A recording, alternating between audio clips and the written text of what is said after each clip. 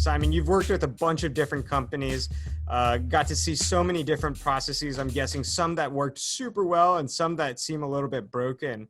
I'm wondering, I'm curious, is there one project that stands out to you that you would deem as the most memorable or maybe the most impactful? Yeah, look, there's one that really stands out for me. So a few years ago, I spent probably close to 6 months out in a country town with a timber mill. So we were, it was in the forest areas, and it's pertinent now because it's right in the middle of where the Australian bushfires are at the moment. So we were, I went into this timber mill, and it's, there's about 400 people employed in the mill in a town of 3,000. So this mill supports the whole town.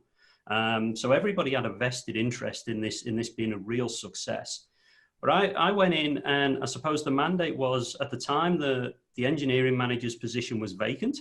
So the agreement I had with them is they said, look, come in and do your thing, but be here full time. We really want to accelerate this change. So normally I would work with people either online or we're doing some coaching and training.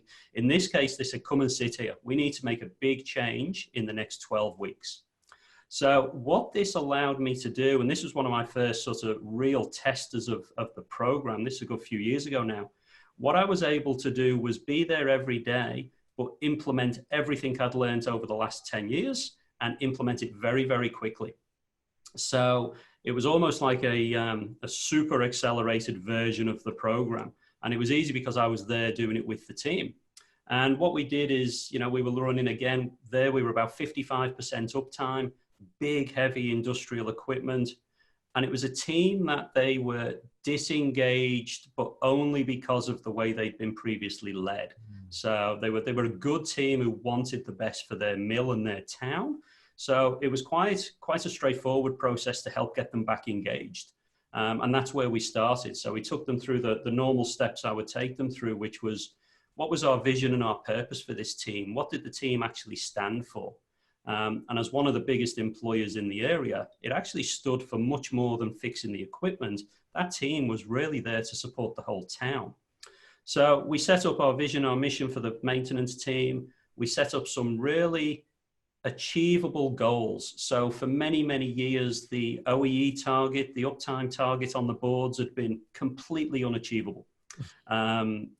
It was a target of about 75%. The plant was running at around the 50s. So nobody looked at the charts anymore. Those KPIs weren't being used to drive any sort of different behavior.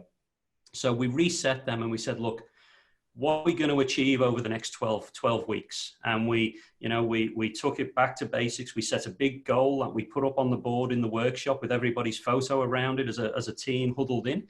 And we said, look, over the next 12 weeks, we're going to improve efficiency by, let's say, 5 to 7%. That was our target. Nice and achievable.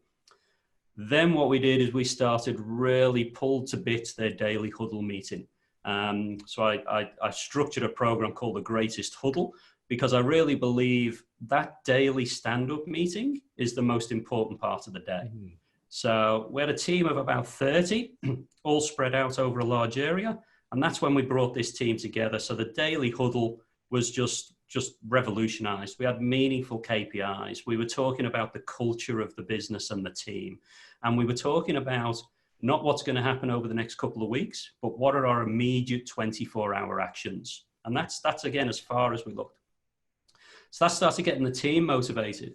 Then what we started to look at very quickly was, why does this plan keep breaking down? We've got all the PMs in the world. What's happening? And we found a real blockage in the planning and scheduling process. So the tradesmen were identifying jobs, dozens and dozens of jobs every day of broken and damaged equipment that needed repair. But the planning and scheduling was a real bottleneck. Work just wasn't getting through. So we jumped in there, we used some lean tools, we value stream mapped that planning and scheduling process.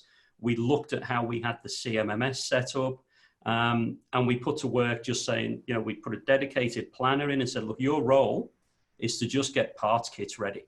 Don't focus on anything else other than get jobs ready. And within 3 weeks, we had 200 jobs kitted up, ready to go. So we had a backlog in the CMMS of close to 1,000 jobs. And these were things that we knew we could actually go and fix straight away, actually broken things. So with this planning process in place, then what we ended up with was 200 jobs ready to go. And then it became a very, very easy discussion for me to go and see senior management and say, look, we've got all these parts here. We've already spent the money. All I need is a tradesman to come in on Saturday, which is relatively a very low cost compared to the money we've spent on parts, and install all this stuff. And within, you know, as I say, I was there for about 3 months. So I ended up looking after them for quite a time after that.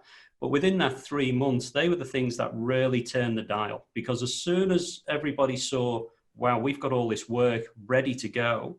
And of course, senior management don't see that when it's in the CMMS. They only see it when it's in parts kitted up on the shop floor, ready to go. Their mindset changed. And then it was they were saying then, okay, you bring in whatever labor you need, let's get this in. Because again, and this was fortunate, we had the leadership team that could see the long-term return on investment of this program we were running. Because this is such a massive, massive facility, you know, an hour's downtime was tens of thousands of dollars. Mm-hmm. And we were able to prove very, very quickly that, hey, if you give us this time, next week is going to be better. You know, we could prove we were fixing things that we were going to, you know, that were already broken. So people could see that immediate return on investment. So it sounds like you were able to come in with a great team. You started with vision and make a big impact on a lot of the resources that already existed within the business. That sounds like an amazing opportunity. It sounds like you've made such a big impact as well. The impact's great. The setting up the technical things are great, but the real one is seeing that team grow as well. Mm-hmm. You know, there's very, very rarely that I go into a team, and it does happen, as it does in all organizations, where the actual people are the problem. You know, it's always having a look at, okay, what are the systems and processes that you've got in place to support these people? Is your training right? So it's great to be able to work with a team that's there and see them grow.